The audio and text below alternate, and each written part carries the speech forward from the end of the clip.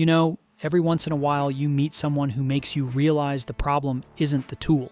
It's the leadership around the tool. In property management, we're constantly looking for the next piece of tech to fix the chaos.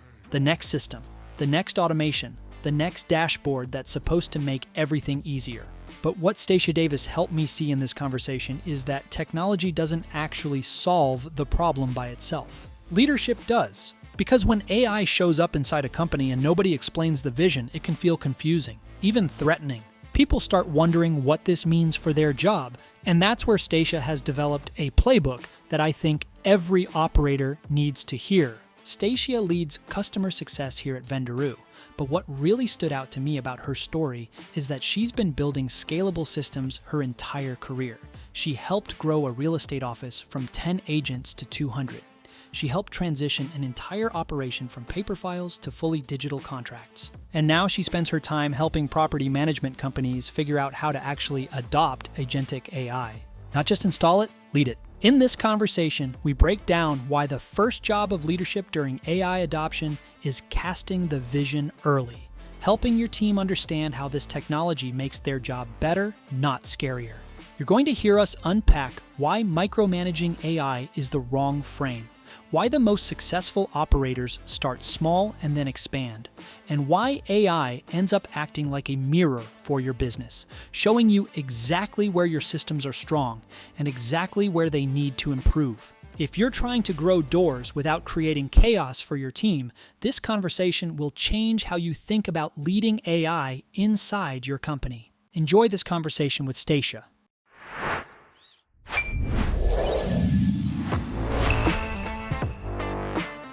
Welcome to the Property Management Frame Breakers podcast. I'm your host, Pablo Gonzalez, and I am here to introduce you to the folks in the property management space that have broken the frame of what you may believe was possible. This podcast is presented by Vendoroo. It is your all-in-one AI solution for resolving your maintenance needs. Let's go. I find something really interesting in your story in the sense of like you have learned this game from the ground up, right? Mm-hmm. And you have been able to like consistently essentially scale systems and teaching across from like one realtor to 200 realtors, and from like one property and multiple properties across multiple Mm-hmm. different kinds of things. And it's no surprise that you have now come into Vendoroo leading up like the customer success piece in the mid-market part because you have that experience, right? So like like Mm-hmm. to me this conversation would be awesome to just kind of like I just explained those two things, like in the realtor space, like 1 to 200, and then the portfolio management space. And I think if you can like give a little bit of context of that to start this conversation, and then we just kind of like pick into what worked and kind of like how you've evolved your thinking around how that works and why you're able to do it so well is just kind of it, Yeah, right? Like just natural it, conversation. it is. It's always interesting for me. I do in many different roles and different situations. I find myself like in systems and processes. It's like, this recurring thing of like building this out. And I do really enjoy it. But it's interesting how, I'll be in a role that like that isn't really part of the role. And then I just end up wearing multiple hats and find myself doing this again. And so Yeah. Yeah, yeah. And if we have time, I'm like a super dog fanatic, so like we're in the middle of like getting our dog therapy certified, right? Like we're about to go down that journey, so I want to have that conversation with you yeah. too. Yeah. Daniel will tell you when he first heard about me, like he didn't actually interview me in the process, but like when we kind of started to get to know each other at Yeah, Leo, that as soon as he found out I was a dog trainer, he felt it was a good fit because it's a really good like mindset to come into account management with. yeah, And so yeah, yeah. it's funny. Consistent rules, like yeah, Clear yeah. communication. Yes. Communication. Yeah, yeah, yeah. So All that stuff. yeah, so like let's pretend that this podcast already started because it already did. And what is the what is that story of like 1 to 200 realtors that you told me a second ago? Yeah, so I started at a company. I was waiting tables and like the broker came in and sat at one of my tables one day and we just met and like started talking. And so I joined this company starting like as an office manager, and what they did is they refranchised. Like we originally had two brokers and they kind of split up and decided to have separate offices, and we started over essentially in the side that I was in and stayed in. And so they started with a brand new franchise, brand new model, brand new commission split. It was one of the first companies that started doing the like flat rate commission splits where it's only like 3% or something for everything. And then eventually you cap out and you keep 100% commission. So it was one of those like first models that came out in the real estate industry. And we started the original office was, I think, 20 or 30 so agents. Like it was small, and then they split and some people went, to both sides. And so we started with around 10.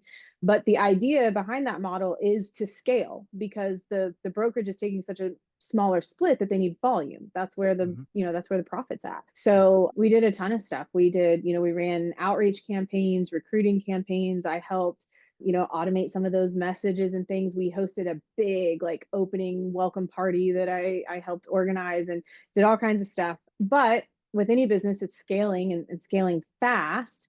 Yeah. You have to have systems in place. Like we have 200 agents all of a sudden with 3-4 deals going each, and there's all these files and it's everywhere, and it all has to go through one system to get paid out. And so we transitioned to a fully paperless system with e-signed contracts. And I mean, I still had agents coming in with files stacked this high in their arms, to carry in their manila folders in with all of their documentation. And we transferred all of that into a complete paperless system where each document, each contract, each addendum, each disclosure, everything was in this paperless file. And it was part of my job to audit those files, make sure signatures were in the right places, make sure no forms were missed, make sure everything was complete, sign off on it for them to then pay out. And then in addition to that, we were scaling so quickly, and this was a brand new system. All these agents needed training. They needed to know how to use this tech stack, because everybody was used to paper and pencil, everything, paper and pen. This used to be, what color ink pen are you using? Like, we have to use blue or black for FHA and things like that. And so I started hosting like monthly and biweekly training sessions, put that program together, and it was up on the projector screen in the office, and everybody'd come in and they'd buy lunch, and I'd walk them through how to create this paperless file and how to keep everything up to date. And I was young at that point. I was young to like 23 or 24, I think. Oof, when it all started. Yeah. So, it's interesting, right? Because I think this is the two kind of like inflection points, is this story and then the one where you started managing multiple properties on like the multifamily level and getting them all integrated in one system. To me, this one seems like a very parallel story to what our clients are going to experience, right? Like you're describing not a standardization of things, but a complete shift in behavior from an old way to a new way, and like a change in job description from like, change in skill set from like calligraphy to like typing, right? Like, I mean, it's totally different, right? It's what I would label a context change, which is, I think, what's the hardest thing to navigate for folks. Is there anything in the, there's a couple of things that you said, right? Like there's got to be kind of the group stuff and having a cadence of like showing it to them and whatnot. Anything that you learned from those days that right now, as you're working one-on-one with clients, you're seeing similar patterns that you have to like either break through mentally or ways to help them understand things of like how to really leverage agents better? Yeah, so there's a few common threads here, right? It all goes back to scaling, really, and consistency, and then change management.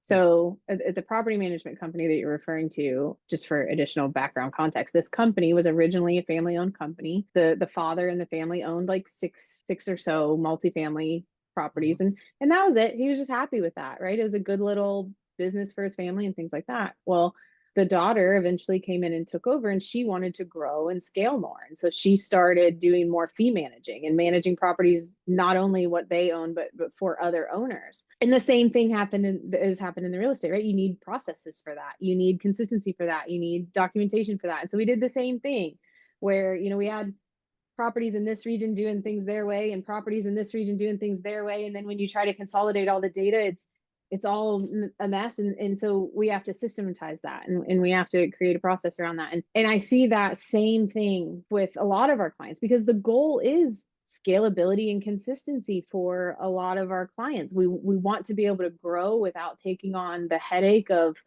all of these situations and all of these phone calls and all of this chasing that we're doing. And maintenance can feel chaotic at times and can feel overwhelming, especially as you're growing and you're trying to scale. And then there's the change management, because while on one level in these situations we always know that we need a different solution because where we're at feels frustrating, Yep. we've also always done things this way, so we're kind of stuck in this is how we do it because this is how we've always done it.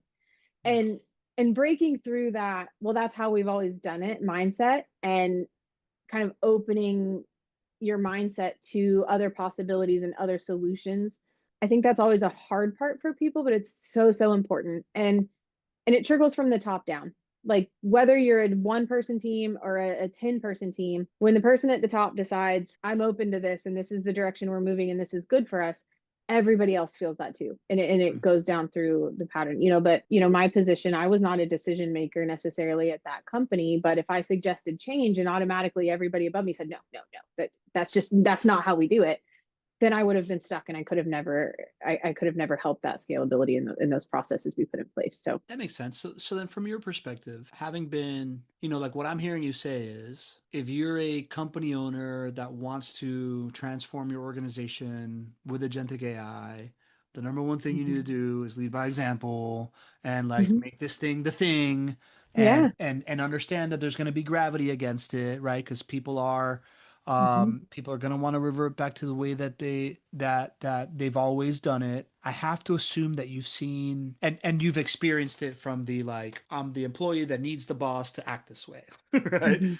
I have to assume that either through your lived experience as the employee or now with all the different people that you've helped, you've seen it done well and you've seen it done meh. Yeah. What does good look like? Like if you're giving advice to somebody that is doing this, what are the pitfalls? What does good look like? Anything that you've learned there? Yeah, some of my favorite situations and most successful accounts that I've been a part of from this, and in situations in action too, but is when the person at the top decides this is the thing and Mhm. then starts communicating it and communicates the why, builds excitement ahead of time, like this is coming, this is why we're doing it, this is why it's important, and get that buy-in ahead of time. Like start that change management piece from a mental and an outlook position early in the process. Hey guys, I'm looking at different AI solutions. I just really think I can help you. I really think this process can get better. Even if you're just shopping, you're just looking, start talking to your team about it and why you think it's a good method. And then, hey,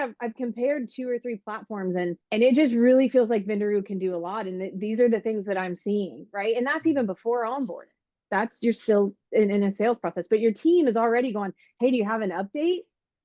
What's next? When do we get to see it? And now you've built excitement and buy-in before the change even comes, which just helps a lot once you get to the point that like now we're doing this and people are like, wait a minute, I didn't want this. I don't understand this. Why do we need to do this? And you counteract some of that resistance by communicating it and communicating excitement about it early. Yeah, that's great. That's good stuff. There's one of my I feel like everybody that I've ever had as a client, I consider a mentor, right? And like one of them is this guy Matt Kleinrock. And when I worked with him, he had the best year of like the company so far.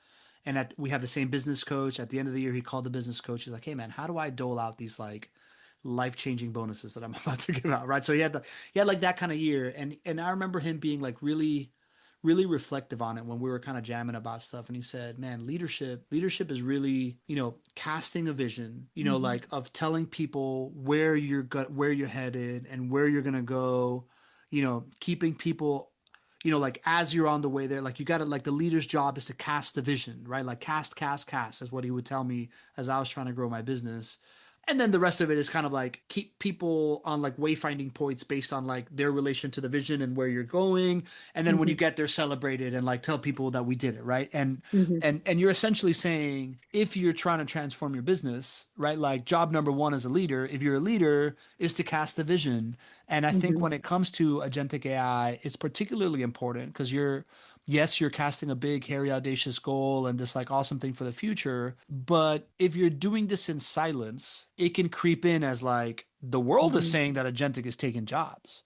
And Right. like my boss is doing this to replace me if you're not Right. very overtly out there casting this vision of like, no, actually, as you know, property management jobs suck, and I'm really doing this to make your job good. Right. Right. So, Yeah, it can feel yeah. scary, and it can feel Yeah. secretive, and it can feel threatening to that point. And 100%. I would venture to say in our business, this applies to residents and vendors too. Like, we're agentic AI is never going to go in the house and fix the leak. You're always going to need vendors or technicians or whoever that may be.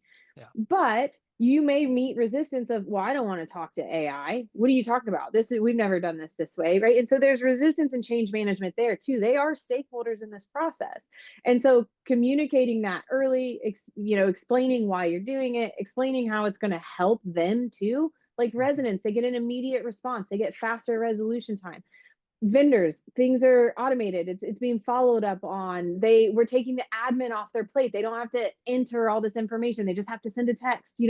There are benefits to everybody, but they Mhm. don't know it if you don't cast the vision and spell that out. I love it. Like as we're having this conversation, I'm like, I know exactly the newsletter I'm going to write about this. This is the guide of change management for property managers. One of this. All right. So cast the vision. If cast the vision is step one, right? Mhm. Now you've cast the vision, you've got bought in. Now they're talking to you and we're going through it. What Mhm. is, what is the next kind of like, as you're implementing, you've done this so much, right? Like, what are best practice for actually like implementing it with your team as you're going Yeah, through it? I think that this goes back again to viewing this as almost a change in structure. And like you mentioned earlier, technically, yes, it's a technical solution, but you're not opening the box and clicking buttons through Excel where Excel just works and it does what you want in, or Word document. This is different. You are essentially onboarding a new department into your company. You are building out your AI team and your AI department. And your AI needs a team lead. It needs someone that, again, is seeing that vision, putting that out there, guiding this through the process. We can customize things. We can train agents. Your AI is not going to function exactly like your competitor down the road because we have different needs and different processes and different things that fit our long-term vision. And so I think keeping it in mind and thinking of it more as a new hire in a new department versus a solution that I'm going to open the box and turn on and walk away from is extremely important. And making sure your team understands that too. Give us the feedback. How is this working for you? What would you love to see? What could potentially be helpful that we haven't thought about yet? Maybe there's more we can do with this than we even thought of at the first go round. And just keeping that long-term vision and that growth mindset around this. Sounds like if I was going to bring it back to Matt Kleinrock's advice, those are like the wayfinding points in the vision, right? Like as the thing Mhm. is going, as the leader, you're checking in with your team to be like, hey, if this is the destination we're going to, I perceive you as like a third of the way to the destination. Is that where you perceive Right. yourself? Should we be taking a different route here? Right? Like Mhm. the Yeah. checking in and the consistent like wayfinding Yeah. points. I had a conversation earlier today with a client they're using Vendoroo for all of their incoming, tenant work orders that come in through the portal and all that. And we're troubleshooting and triaging and dispatching and we're doing that whole thing. But he said, I realized that my technician, my main head of maintenance, my coordinator is spending a lot of time on like move-ins and move-outs and creating work orders and assigning vendors and then following up with those vendors. And can Vendor help us with that too? And I was like, yeah, we sure can. And like, this is what this process looks like. And it was part of their business that when they initially signed on, they hadn't even really thought about. They were thinking about work orders and taking care of residents. And now that they're getting more comfortable with their RU and seeing the benefit, they're like, wait a minute, you could actually really help me follow up over here with something that I never even thought about before. And Yeah. now we're expanding that and we're growing that and we're customizing that. And I think it's AI changes so fast and the capability expands so fast that, to what you said earlier about the end of the road, I don't think we're ever at the end of the road. I don't Yeah. think there's ever an end of like, we've done what we came here to do. I think there's always a next step. There's always a next door we can open and walk through. And I think that's what's really exciting. But you have to have the mindset that you're looking for those opportunities. As you're talking about this, Aisha, I feel like I'm having this moment where, so as you know, I also run my little boutique marketing agency that supports Vendoroo on top of this whole thing. Mhm. And last year, I did what we're talking about. I brought in a whole new department. I didn't bring in Agentic AI, right? But I went from like 5 people on my team to letting go of one and bringing in 6. And I kind of let it run. right? Like I have Brian, I have a great chief of staff. I kind of let him run with it. And at the end of the year, I realized, oh man, this team is no longer what I thought it was. And my response was, I need to go back in and have these like regular one-on-one meetings where I'm like really asking them, what do I, like, hey, what are you working on? What are you struggling with? What, like, is there anything you feel Mhm. like you're doing well? Can we like jam? And at first I was like, I'm kind of allergic to these kinds of meetings, right? Like my ADD is rough if I'm not either podcasting or chasing butterflies. Yeah. But what I found in these meetings is that as I start kind of like having these open conversations with them, we get into like what they're kind of working on, and then all of a sudden I'll be like, oh, you're doing this way. Have you thought about this? And we're as we're just kind of getting to know each other to a certain extent, we're also kind of like reimagining workflows Perspective. and processes in the Mhm. way that was my original intent of how it should be. That's actually Mhm. making their job better, and it's giving them more fulfillment because I'm able to like somebody on my team was really like thinking about quitting because he just didn't like the work he was doing. I was able to really right size the seat on the bus for him, and Right. now somebody did just quit, and he was like, dude, I can't believe she quit without saying anything. The moment I said something, people like made my job great, right? So Yeah. I'm saying all of this to say that I'm thinking that this transition to agentic AI should be one of those moments where, as a leader, whoever is in all purchasing decisions, there's the person that makes the decision, there's the person that cuts the Mhm. check, and then the person that benefits from it or uses it, right? Mhm. Like whoever made the decision, whoever saw the thing, if it's a differentiated thing, these like Mhm. ongoing check-ins should be happening, because once you go from like, this is how I understood it to be, and this was the intent for it, and now the application's happening, it Mhm. might expand the purview of Yeah. what you think it can do, or Mhm. maybe you have to be there for right sizing it, right? So Yeah. that's what I'm hearing. It's like this is very parallel to like me doing this for I people. had I had another conversation today, Yeah. very similar to exactly what you're explaining. I'm working through with this client, and we've been focusing a lot on their receptionist setup. And right now they've got their voice line answering all of their incoming calls. And what they're realizing is that they have a specific clientele base in one vertical of their business that is elderly, immediately just gets frustrated. It's just not, they're like, and they're asking me like, can we just forward the calls? You know what I mean? Like, we don't want to frustrate Yeah. these people. They're just, the AI is doing fantastic over here. Yeah. We love it over here. But like when this 95-year-old lady calls me, just send her to me, like that Don't kind of thing. troubleshoot with her. Yeah. Yeah, Yeah. exactly. And we're like, and so I suggested to them like one solution we could do is a hybrid model where Vendoroo answers these calls and not these calls or things like that. And then we got to talking more about their business and what they're experiencing. And they originally came on with a focus of maintenance, weren't really thinking about leasing so much. And he said, I really, speaking about the voice line, I really want to get my leasing girl some help. I'm worried she's going to quit, and I really don't want her to quit.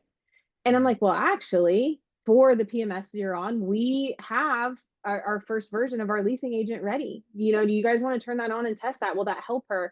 And now we started with a focus in maintenance, and we're moving into other things because of exactly that. They're having those conversations with their employees. They're finding pain points. They're coming to us. They're saying, can AI help with this?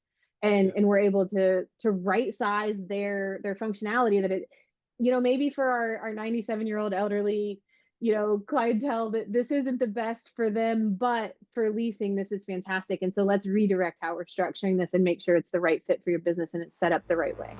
If you understand that change is coming and AI is this giant industrial revolution, you're going to want to work with a company that is AI by DNA. And that, my friend, is Vendoroo. We are a native agentic AI solution built from the ground up with this assumption that the AI future is here.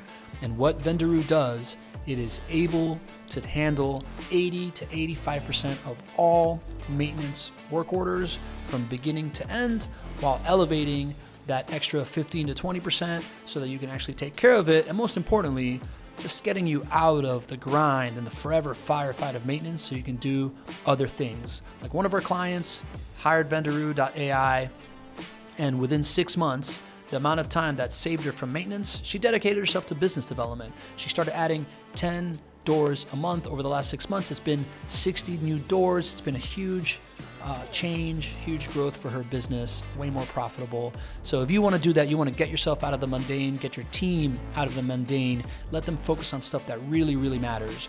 Go to Vendoroo.ai, book a demo with us, and we would love to help you build an agentic AI property management business. Vendoroo.ai, book a demo. Enjoy the rest of the show. There's a couple places I want to take this conversation. One is there anything else from because now we're kind of talking about two things. We're talking about on the side of somebody that's looking to transform with agentic AI, everything that you should be doing on your side. And then I also kind of want to just talk about the support that Vendoroo, like what is the way that you help clients and how you're available to clients. So is there anything else from there's the cast the vision, there's the stay present with regular check-ins, the person that like saw the vision and like making sure we're right sizing it and continuing to like navigate to that and go into is there any other kind of like best practice just from the adopter side for the transformation piece that you can think of? That's the main thing. And just understanding your tools, understanding, which again we help with, but when I do see something that needs changed or adjusted, how do I do that? And identifying those patterns, like, is this something that was a one-off or something that we can customize and fix in the future? And just having a pulse on how your new teammate is performing, and to your point, where we need to adjust or right size and where it's headed in the right direction. I think really staying engaged, you already said it, but staying engaged overall is the most important part. Staying engaged with your human teammate. Is there a case to be made for the person that may not be using it but is doing it to still be experiencing the AI agentic teammate? Should they be like tinkering with it? Like I feel like the people that succeed with this stuff are tinkerers. I'm not. I'm like a visionary caster guy, and then I want to give it to a tinkerer. So like if I was kind of like giving it to my tinkerer person, how much should I also be tinkering with it? Is that a requisite, or should I at least be like talking to it in some way? I'm just trying to I don't know. I think that it's important at the highest level to at least understand how it works and what's happening, right? So that when you are staying in touch with your tinkerers or your other people and they're saying, this isn't working for me, it doesn't sound foreign to you. Like, would you have someone on your team that you just never talk to because what they do doesn't affect like your day-to-day specifically? And would you wait for that feedback from other people on your team about that person, or would you kind of stay in touch with that person at least? Yeah, I've tried that. I've tried that first part and I realized it doesn't work. Yeah. And so again, if we're going back to thinking about we're hiring an AI teammate and we're creating a new department in our team, we need to have a pulse on that. Now, if you're not the tinkerer, that's fine. But you should at least be involved with it enough to understand it, ask it questions sometimes, look at its data sometimes, stay in touch with that part of your business for sure. Yeah, it's kind of like these one-on-ones that I'm having with my team right now. Like there's some people that I'm having one-on-ones very regularly, and then I'm having one-on-ones with people like once a month. And that's really just like from the outside in, just to like temp check, right? It feels like you should temp check the AI agent. Yeah. Yeah, that makes agree. sense. Okay. Do you want to just kind of describe what the level of support and onboarding process that your role is? Like I feel like what we have rolled out here at Vendoroo and like what you're doing, is very different than the typical customer success thing. Everything from like the AI coaching mindset to just how much time that you're on calls for like 13 hours a day helping people out, right? Like, so do you want to just kind of like describe what that level of support looks like so that people understand what resources they also have? Yeah, I think this ties into what we mentioned earlier, about viewing this as more of a living, breathing thing, because technically are we SaaS? Maybe, but this is not software as a service. This is not traditional SaaS. AI is a totally different world. And that comes both from the client perspective of onboarding this and implementing this into your business. But it also comes from the human element and our support team. AI is newer, right? It's something still a lot of people are learning about. It's something that changes a lot. And we don't expect you to be experts. We don't expect you to know how to write a detailed AI prompt, right? Like there are things that get more technical, and we're here to support you with that. Our job is to understand your business, understand your pain, understand your vision, and then help you apply that, to your new teammate and help guide you in how to do that. So it really is more of like a coach or consultant type thing than what you've probably typically experienced with your representative from other software that, just touch in every now and then and want to know about your renewal. And, if you have a major tech issue, they send you a generic email. Like that's not what we're doing. we're truly building relationships with your business, and sometimes like care about your business more than we care about the success on our side. We want you to succeed, and we'll do what we need to do for that. That's our number one goal here. So it is a much different relationship for sure.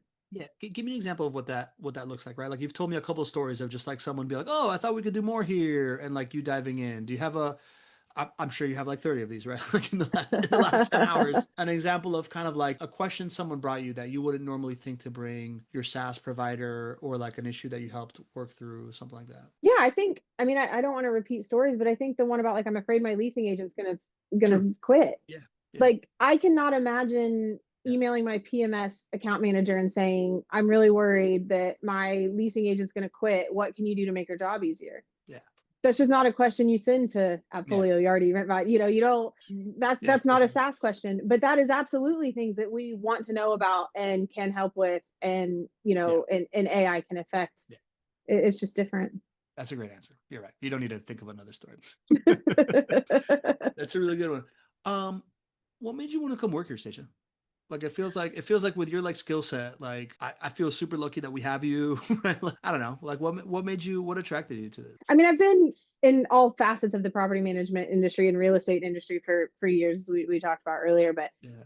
I am a very growth minded type person. I want to be challenged. You mentioned the ADHD problems earlier. For me, if I start to feel too comfortable, I check out. I'm not my best.